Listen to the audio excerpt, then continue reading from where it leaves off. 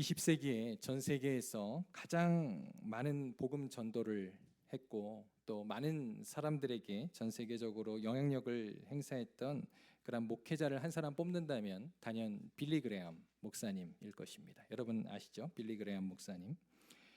빌리 그레엄 목사님은요 100세를 사셨어요. 이 땅에서도 장수를 하셨습니다. 지금은 이제 돌아가셨지만 그 빌리 그레엄 목사님이요 그런데 이런 고백을 했습니다. 내가 만약 루스를 만나지 않았다면 지금의 나는 없었을 것이다 그랬어요. 그 루스가 누굴까요? 네, 사모님입니다. 이처럼 빌리 그레엄과 사모님은요 사위가 매우 좋았던 것으로도 알려져 있습니다. 그런데 어느 날 이제 기자들이 빌리 그레엄 사모님을 이제 찾아갔습니다. 그리고 사모님에게 이러한 조금 재미있는 질문을 했어요. 사모님, 한 번도 빌리 그레엄 목사님과 사시면서 후회하거나 이혼을 하고 싶은 적이 없으셨습니까? 이렇게 질문을 했어요. 그러니까 사모님이 대답합니다. 네, 한 번도 없었습니다. 그러나 네, 여기가 중요하죠. 죽이고 싶은 적은 몇 번 있었습니다. 마음으로 여러 번 죽이신 거죠. 네.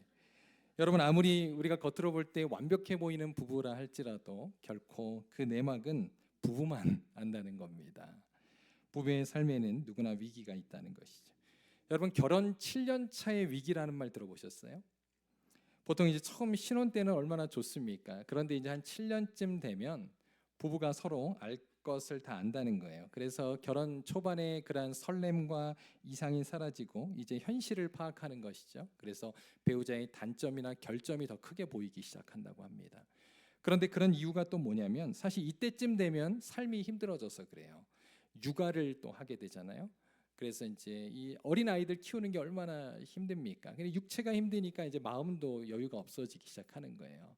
그래서 특별히 이제 맞벌이 부부들은 직장에서의 스트레스 그리고 또 육아 스트레스로 인하여서 그게 이제 누적이 되어서 그때 터진다는 겁니다.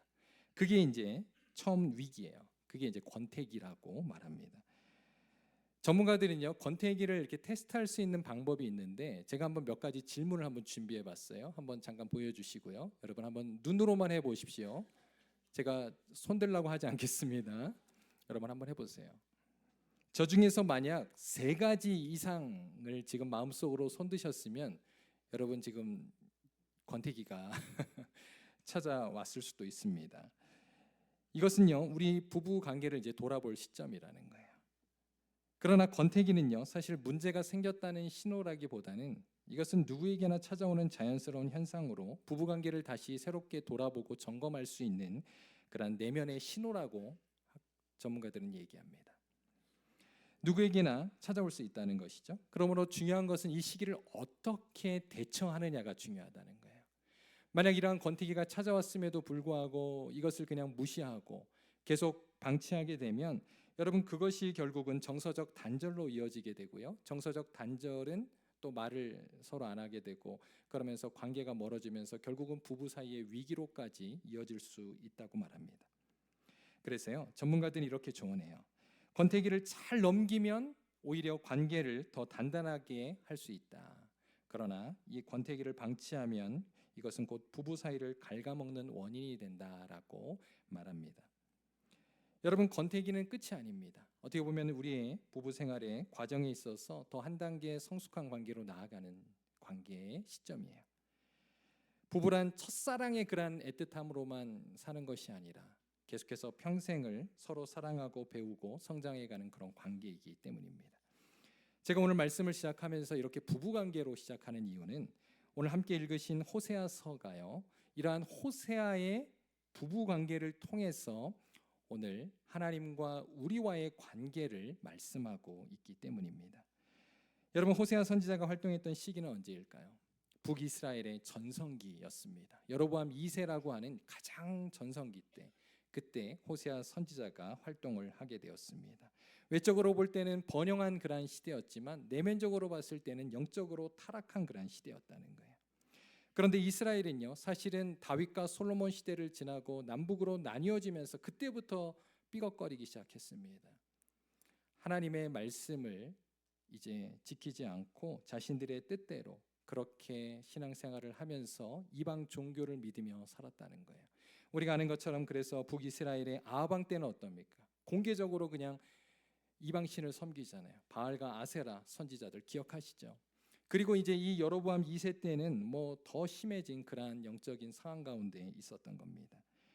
그런 가운데 이제 북이스라엘 백성들이 오늘 말씀에 딱 보면요, 갑자기 하나님께 회개하는 모습을 보게 되죠.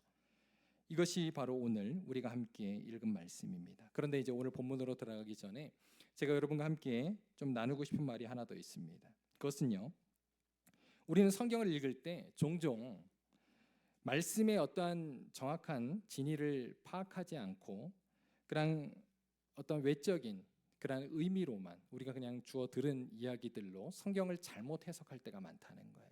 그래서 우리는 성경을 읽을 때 항상 여러분 신중하게 보아야 합니다. 그 대표적인 말씀이야 사실 욥기서에 굉장히 많이 등장을 해요. 욥기서를 읽어보신 분들은 아시겠지만 욥기가 이제 길지 않습니까? 42장까지 되어 있는데 그 42장의 내용이 다 어떻게 되어 있습니까? 계속해서 욥의 세 친구들이 욥과 논쟁하는 장면이 기록되어 있어요. 그래서 그 세 친구들의 말씀도 곳곳에 계속 기록되어 있습니다.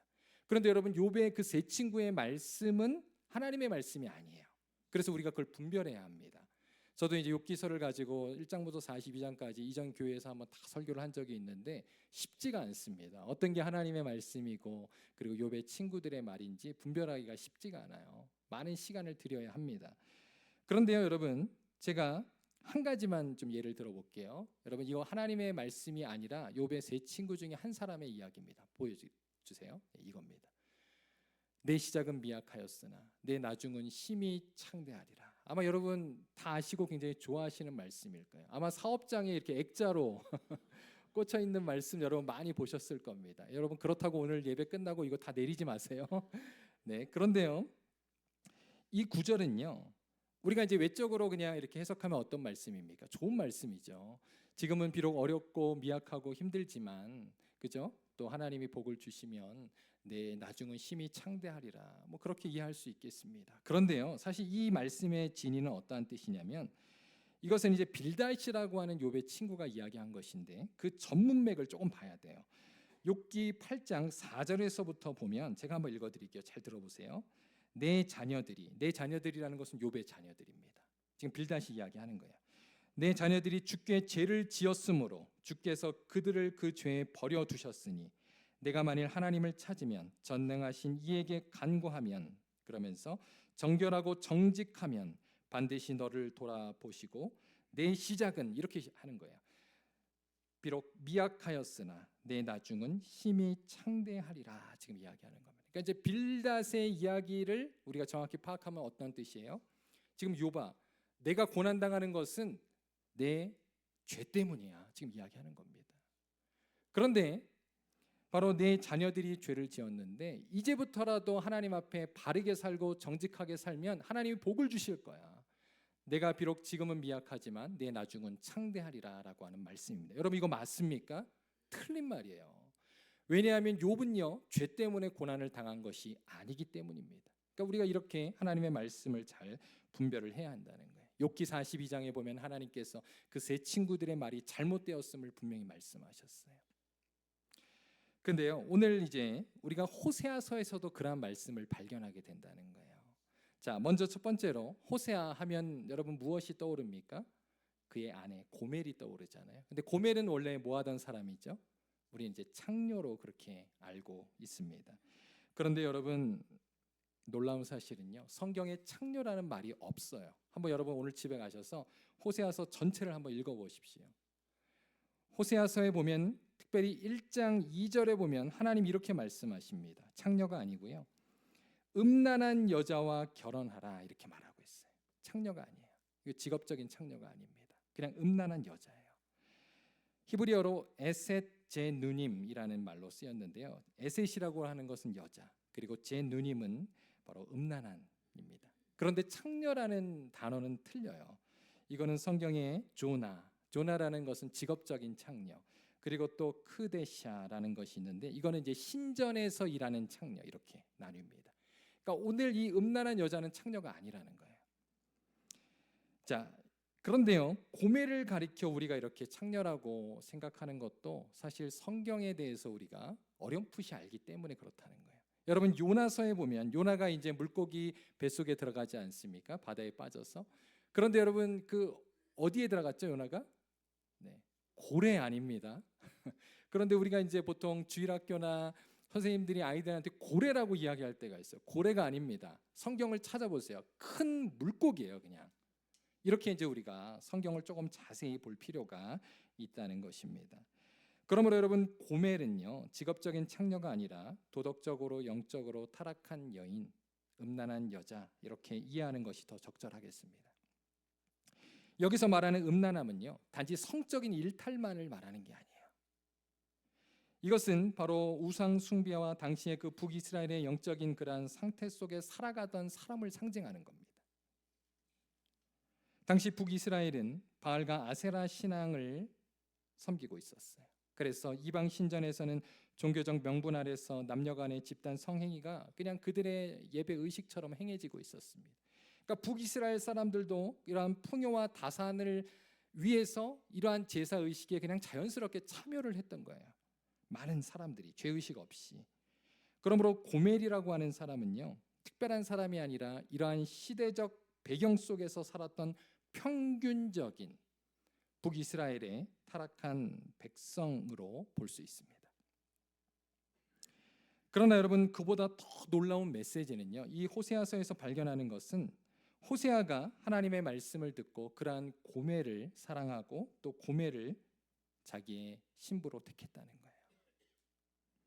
하나님께서 죄 많은 우리를 택하시고 그의 신부로 삼아주신 바로 복음의 메시지가 여기에 담겨 있는 것입니다. 즉, 고멜은 이제 호세아로 인해 신분이 바뀌게 됩니다. 어떤 신분으로 바뀝니까? 선지자의 아내가 되었어요. 얼마나 거룩한 그러한 존재가 되었습니까? 그러므로 그는 이제 새로운 정체성, 새로운 관계, 새로운 삶의 기회를 부여받은 거예요. 사랑하는 성도 여러분, 우리도 마찬가지입니다. 우리도 이전에는 죄와 허물로 죽었던 하나님의 원수였어요.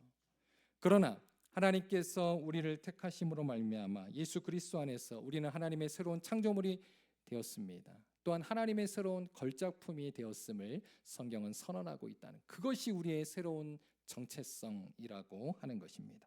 자, 그렇다면 이제 고멜은 어떻게 살아야 했을까요? 이전처럼 살아서는 안 되겠죠. 더 이상 세상의 그런 음란의 삶을 지속해서는 안 됐어야 했습니다.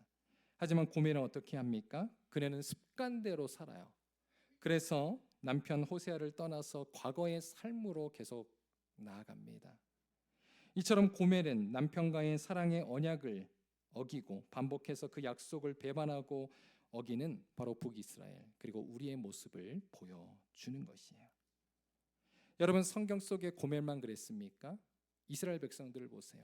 이스라엘 백성들도 하나님께서 하나님의 거룩한 신부로 그렇게 언약을 맺어 주셨지만 그들이 얼마나 많이 하나님을 떠납니까? 하나님을 배반합니까?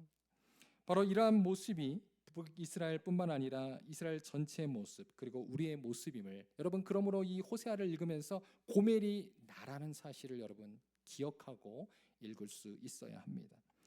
이런 가운데 이제 이런 배경을 우리가 이해하는 가운데 이제 오늘 본문으로 들어가는 거예요. 호세아서 6장 1절 한번 보여주시죠. 자, 우리 한번 다 같이 읽겠습니다. 시작.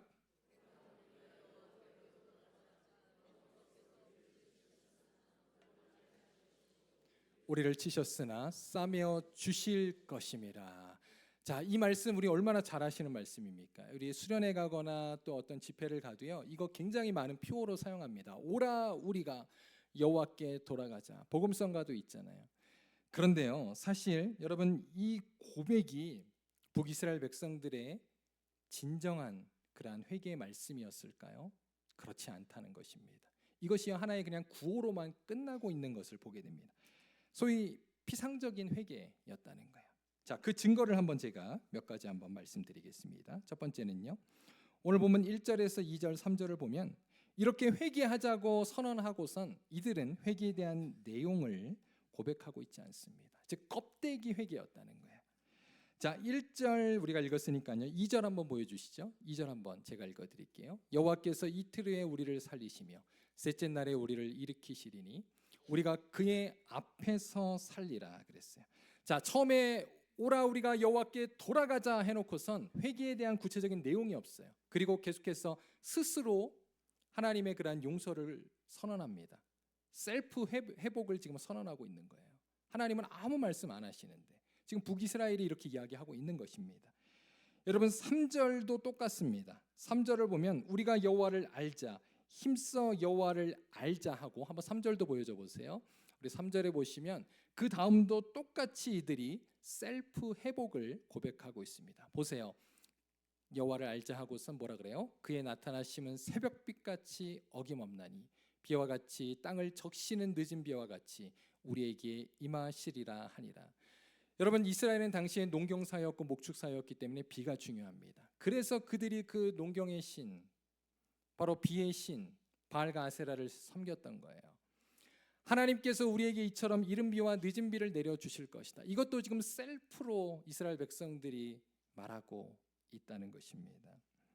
보통 성경 속에서요 회개의 그런 말씀들을 보면 이렇게 오늘 호세아서 말씀처럼 그저 구호만 외치고 끝나지 않습니다. 회개에 대한 구체적인 죄의 고백이 이어지는 것을 보게 돼요. 자, 하나만 한번 찾아볼게요. 느헤미야 1장 6절 7절입니다. 우리 느헤미야서 1장 6절에서 7절 한번 제가 읽을 테니까 한번 잘 보세요. 이제 종이 주의 종들인 이스라엘 자손을 위하여 주야로 기도하오니 우리 이스라엘 자손이 주께 범죄한 죄를 자복하오니 주는 귀를 기울이시며 눈을 여시사 주의 기도를 종의 기도를 들으시옵소서. 여기까지 회개잖아요, 그죠? 그리고 보세요, 이제 구체적인 회개의 내용이 나옵니다. 나와 내 아버지의 집이 범죄하여 주를 향하여 크게 악을 행하여 주께서 주의 종 모세에게 명령하신 계명과 율례와 규례를 지키지 아니하였나이다. 분명히 말씀하고 있습니다. 그다음 두 번째, 이것이 이제 피상적인 회개라고 생각되는 것은 하나님의 이제 반응이 이제 곧이어 나오거든요. 근데 하나님의 반응이 냉랭하고 싸늘합니다. 북이스라엘의 회개에 대한 하나님의 반응이 나온 것이 바로 오늘 본문 4절에서 5절이에요. 여러분 만약 1절에서 3절의 그러한 고백이 진정한 회개였다면 하나님은요 결코 이렇게 반응하지 않으셨을 겁니다. 하나님은 따뜻한 말씀으로 이들을 안아주셨을 거예요. 그러나 여러분 한번 4절 말씀만 한번 보여주시죠. 한번 다 같이 읽겠습니다. 시작. 에브라임아 내가 내게 어떻게 하랴? 유다야 내가 내게 어떻게 하랴? 너희의 인애가 아침 구름이나 쉬 없어지는 이슬 같도다. 자, 여기를 보세요. 지금 하나님이 지금 반응하고 계시죠? 어떻게 반응하고 계십니까? 내가 내게 어떻게 하랴? 지금 두 번씩이나 하나님의 탄식이 나오잖아요. 여러분 이들이 정말 올바른 회개를 했다면 하나님이 이런 반응을 하셨을까요? 이들의 피상적인 반응에 대한 하나님의 말씀입니다. 그리고 지금 이렇게 말씀하시잖아요. 너희의 인애가, 너희의 그 회개가 결코 진실되지 못하고 아침 구름과 같다, 안개와 같다는 거예요. 그리고 시 없어지는 이슬과 같다, 금방 사라지는 그러한 회개임을 지금 주님은 지적하고 있다는 것입니다. 북이스라엘이 가진 하나님에 대한 사랑은요 이처럼 쉽게 사라지는, 지속되지 않는 립 서비스, 그저 하나님 앞에 벌받지 않으려고 하는 그들의 피상적인 회개였다는 거예요. 바로 이들의 회개는 구체적인 회개의 내용으로 이어지지 않았습니다. 그리고 그들의 삶의 모습으로, 변화로 이어지지 않았다는 거예요. 그저 이들은 죄 용서받기 위해서 하나님 앞에 형식적인 회개와 제사와 번제만을 드리고 있었다는 거예요. 여러분 오늘 마지막 말씀에 보면 하나님께서 제사와 번제를 드리지 말라 그러잖아요. 지금 이게 다 연결이 되는 겁니다. 자, 하나만 더 살펴보면요. 오늘 본문 5절입니다. 5절에 보면 이렇게 말씀하고 있어요. 잘 보세요. 그러므로 내가 선지자들로 그들을 치고 내 입의 말로 그들을 죽였노니 내 심판은 빛처럼 나오느니라. 자, 이 말씀은요. 바로 하나님께서 너희로 회개케 하기 위해서 내가 역사적으로 계속해서 너희에게 선지자를 보내주지 않았느냐, 너희를 치지 않았느냐 말씀으로. 그런데 너희가 회개하지 않았다는 겁니다. 지금. 그래서 결국 심판을 당할 거라는 거예요. 그런데 이렇게 하나님께서 선지자들을 통해서 죄를 드러내심은 이들을 멸망시키기 위함이 아닙니다. 지금이라도 돌아오라라고 말씀하시는 하나님의 안타까운 탄식이 이 안에 있는 것입니다. 이처럼 이스라엘 백성들의 회개는요 형식적이고 감정적인 그러한 반응에 그치고 있었어요. 여러분 우리도 그럴 때가 있잖아요. 우리도 하나님 앞에 죄를 짓고 또 하나님 앞에 벌을 받을까 봐 그 하나님의 징계가 두려워서 그렇게 하나님께 그저 입술로만 회개할 때도 있어요. 그리고 또 교회에 나오지 않으면 뭔가 좋은 일이 일어나지 않을까 봐 그렇게 형식적으로 주님 앞에 예배드릴 때도 있다는 것입니다. 여러분, 이러한 모습이 바로 오늘 북이스라엘 백성들의 모습이었어요. 그렇다면 하나님께서 우리에게 진정으로 원하시는 회개, 그런 믿음의 모습이 무엇일까요? 이것이 바로 오늘 본문 마지막 6절 가장 중요한 말씀입니다. 우리 한번 한 목소리로 같이 읽겠습니다. 시작. 나는 인애를 원하고 제사를 원하지 아니하며 번제보다 하나님을 아는 것을 원하노라. 아멘. 여러분, 이것은 단지 입술로만 하는 그러한 회개와 그러한 형식적인 예배가 아니라 정말 하나님을 사랑하고 하나님을 바르게 아는 가운데 나를 예배하라 라고 주님 말씀하고 있는 것입니다. 자, 이제 설교의 마지막 부분을 이 두 가지 내용을 가지고 여러분과 함께 조금 더 자세히 한번 묵상해 보도록 하겠습니다. 첫 번째, 하나님이 원하시는 것은 인애라고 하는 것입니다. 여러분, 인애라고 하는 한자어를 풀면 어질다라고 하는 인, 그리고 사랑의 자 아닙니까? 어진 사랑. 사실 무슨 의미인지 잘 모르겠어요. 그래서 제가 히브리어 단어를 넣었습니다. 이게 바로 헤세드입니다. 헤세드. 그런데 성경에서 헤세드라는 말은요, 이것은 문맥에 따라 다양하게 번역이 돼요. 그런데 오늘 본문에 쓰인 용례는요, 여러분 잘 기억하세요. 한번 여러분 성경에 써놔도 좋겠습니다. 인간관계의 신실함, 그리고 관계의 도리라고 해석할 수 있습니다. 다시요, 인간관계의 신실함, 그리고 인간관계의 도리라는 뜻이에요. 이거를 지금 하나님은 원하신다는 겁니다. 오늘 본문에 따르면 호세아 선지자와 고멜은 결혼의 언약관계를 맺었습니다. 그래서 한 부부가 되었어요. 고멜은 죄인임에도 불구하고 호세아의 사랑을 받아 그의 청혼을 받아들인 거잖아요. 그리고 그가 이제 호세아의 신부가 되었습니다. 이처럼 서로가 결혼의 언약식을 통하여서 한 부부가 되었습니다. 여러분, 이제 이렇게 부부가 되면 끝입니까? 아니에요. 아름다운 가정을 이루기 위해서는 부부로서의 신실함, 그리고 부부로서의 도리를 지켜야 합니다. 그게 가정을 아름답게 세우는 방법이라는 거예요. 그런데 문제는 무엇입니까? 고멜이 그것을 약속을 저버렸어요. 지키지 않았어요. 그리고 과거의 삶으로 돌아갑니다. 마치 아침 안개와 이슬과 같이 그렇게 행동하는 고멜의 모습을 보게 됩니다. 그러면서도요, 여러분, 이스라엘 백성들은 어떻게 했다 그랬어요? 그들은 하나님 앞에 이렇게 입술로는 하나님을 예배하고 고백했지만 그러면서도 계속해서 꼬박꼬박 자신들의 죄를 위하여 제단을 쌓고 번제를 드리는 이러한 모습을 보게 됩니다. 여러분, 이러한 위선적인 모습, 형식적인 예배, 과연 하나님께서 기뻐하실까요?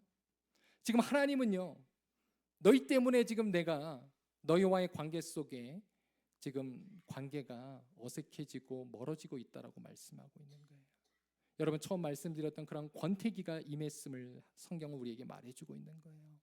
내가 그러한 너희의 제사를 받지 않겠다. 너희의 그 예배에 집어치워라. 왜요? 그 안에 하나님의 헤세드가 없잖아요. 사랑이 없이 행하는 그 모든 것들.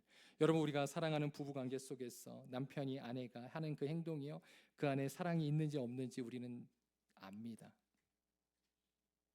하나님은 지금 아시는 거예요. 우리의 회개, 우리의 예배, 주님은 아신다라고 지금 말씀하고 있는 것입니다. 요즘 우리가 묵상하고 있는 요한계시록 말씀, 지금 큐티책에 보면 요한계시록을 묵상하고 있는데요, 요한계시록의 그 7교회 중에 마지막 교회 라오디게아 교회를 보면 오늘 본문의 말씀과 굉장히 참 연결이 됩니다. 자, 계시록 3장 15절에서 16절 우리에게 주시는 말씀으로 한번 받고 우리가 같이 한번 읽겠습니다. 시작. 내가 내 행위를 아노니 내가 차지도 아니하고 뜨겁지도 아니하도다. 내가 차든지 뜨겁든지 하기를 원하노라. 네, 16절이요. 내가 이같이 미지근하여 뜨겁지도 아니하고 차지도 아니하니 내 입에서 너를 토하여 버리리라. 지금 하나님께서 뭐라고 말씀하십니까? 라오디게아 교회 가운데 너의 그 미지근한 신앙, 그 마음으로 나를 예배하고 회개하는 그 마음, 나 받지 않겠다, 토하여 내치리라 지금 말씀하고 있는 것입니다. 사랑하는 성도 여러분, 바로 이 라오디게아 교회는 겉으로는 형식적으로 주님을 예배하는 것 같았지만 그들의 모습 속에는 참된 주님을 향한 헤세드가 없는 것입니다. 헤세드가 없이 행하는 그 신앙의 모든 모습, 이것은 예배가 아닙니다. 종교 행위예요. 종교 행사라고 하는 것입니다. 이 시간 이 말씀을 통해서 우리의 믿음 생활에 과연 하나님의 헤세드가 있는지, 우리의 예배와 우리의 섬김에는 하나님의 헤세드가 담겨져 있는지 한번 돌아볼 수 있기를 바랍니다. 마지막 한 가지 더 봅니다. 주님 원하시는 것, 그것은 무엇이었습니까? 하나님을 아는 것이라고 말씀하고 있습니다. 이것은요, 우리가 그저 주님을 열심히 아는 것을 말하는 게 아니에요. 예를 들어서 뭐 성경 말씀을 많이 외우고 많이 배우고 해서 주님을 많이 알아라, 지금 이것만을 이야기하고 있는 게 아니에요. 이 말씀은 말씀의 실천에 대한 것을 지금 이야기하고 있는 겁니다. 여러분, 말씀을 실천하기 위해서는요, 우리에게 말씀을 아는 것뿐만 아니라 분별력이 필요합니다. 왜요? 그래야 우리가 삶 속에서, 인간 가계 속에서 하나님의 말씀을 제대로 실천할 수 있기 때문입니다. 우리 중에 종종 하나님의 말씀은 정말 많이 알아요. 날마다 성경을 외워요. 기도를 많이 해요. 그런데 정작 우리가 살아가는 삶 속에서, 인간관계 속에서는 미성숙한 크리스찬들이 많이 있다는 겁니다. 그것은요, 하나님을 아는 게 아니에요. 하나님은 지금 우리가 성경 퀴즈에서 1등할 만큼의 그러한 지식을 가지라는 게 지금 아니에요. 여러분, 이 오늘 하나님을 아는 것에 대해서 특별히 이 예언서 전문가인 한국의 차준희 교수님이라는 분이 계시는데, 그분이 그의 주석에서 이렇게 우리에게 자세히 설명해 줍니다. 한번 여러분 잘 들어보세요. 하나님에 대한 고백과 찬양은 예배 때만의 독점물이 아니다. 삶 속에서 더 많이, 더 크게, 더 경건하게 울려 퍼져야 한다. 하나님은 제사와 번제보다 인간적 도리를 다하는 삶과 하나님을 아는 것을 더 크게 기뻐하신다. 이렇게 호세아는 가정과 교회, 직장에서 요구되는 인간적인 신실함, 인간적인 도리에 충실한 도리의 영성을 우리에게 가르쳐 준다. 진실로 성도는 상식이 예배보다 우선이다. 그리고 그것이 하나님을 바로 아는 것이다. 이야기했습니다. 오늘날 현대를 살아가는 성도들의 문제는 무엇입니까? 신앙의 연수는 많아요. 그리고 하나님의 말씀에 대한 지식은 많습니다. 기도는 많이 해요. 그런데 여러분, 그러한 신앙의 깊이만큼이나 우리가 삶 속에서는 그러한 하나님의 말씀대로 온전히 살아가지 못하는 반쪽짜리 신앙인들이 너무나도 많다는 것입니다. 여러분, 진정한 신앙은 단지 경건의 연습에 머무는 것이 아닙니다. 우리의 삶 속에서 경건의 능력이 나타나야 되는 거예요. 오늘 호세아서는 그것을 말씀하고 있는 것입니다. 제가 아는 부부가 있는데 그 이제 아내분이 사이가 좋으신 그런 부부예요. 아내분이 꽃 알레르기가 있어요. 그래서 꽃을 싫어해요. 그래서 이제 남편에게 나는 꽃을 싫어한다는 말을 여러 번 했어요. 근데 이 남편분이 그래도 참 좋은 분이에요. 결혼식 그리고 이제 결혼 기념일마다 꽃을 사오는 거예요. 꽃을 한아름 사와서 바치는 거예요. 그래서 신혼 때는 그래도 그 정성이 있으니까 다 받아줬어요. 고맙다고 하고. 그리고 또 계속 얘기해 줬어요. 꽃을 싫어한다고. 그런데 매년 꽃을 사오는 거예요. 그래서 안 되겠다 싶어서 아내가 한 번은 꽃을 받아가지고 바닥에 팍 내리쳤대요. 그러니까 남편이 정신이 번쩍 든 거예요. 그리고 그 다음 해부터 꽃을 안 사오더랍니다. 여러분, 제가 왜 이 말을 하냐면 우리와 하나님과의 관계도 이럴 수 있다는 거예요. 내가 하나님 말씀을 잘 안다고 고백하지만 마치 내 생각대로, 내 뜻대로 그렇게 살아가고 있지는 않은지, 내 생각대로 하나님의 말씀을 실천하고 있지는 않은지 우리는 돌아보아야 한다는 것입니다. 사랑하는 성도 여러분, 우리 오늘 말씀을 마무리하면서 우리는 우리 주 예수 그리스도의 모습을 한번 생각해 봅시다. 예수님은 누구보다 하나님과 친밀하셨어요. 그리고 항상 기도하는 분이셨습니다. 그런데 예수님은 거기서 멈추지 않으셨죠. 그가 만나는 모든 이웃들에게 하나님의 헤세드를 가지고 대하셨습니다. 그래서 예수님 주변에는 항상 죄인들이 그를 따랐어요. 왜요? 예수님을 통해서 하나님의 사랑을 경험할 수 있었기 때문입니다. 사랑하는 성도 여러분, 바로 우리에게 필요한 믿음이 이러한 믿음이 아닐까요? 제가 처음에 말씀드린 대로 권태기 부부 사이의 그러한 관계의 회복을 위해서는요, 부부간에 서로가 노력을 해야 합니다.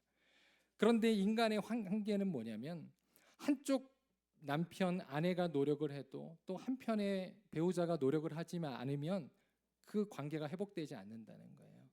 목사님, 제가 아무리 노력해도 안 됩니다. 그럴 수 있어요. 왜냐하면 우리의 배우자는 완벽하지 않기 때문에 그래요.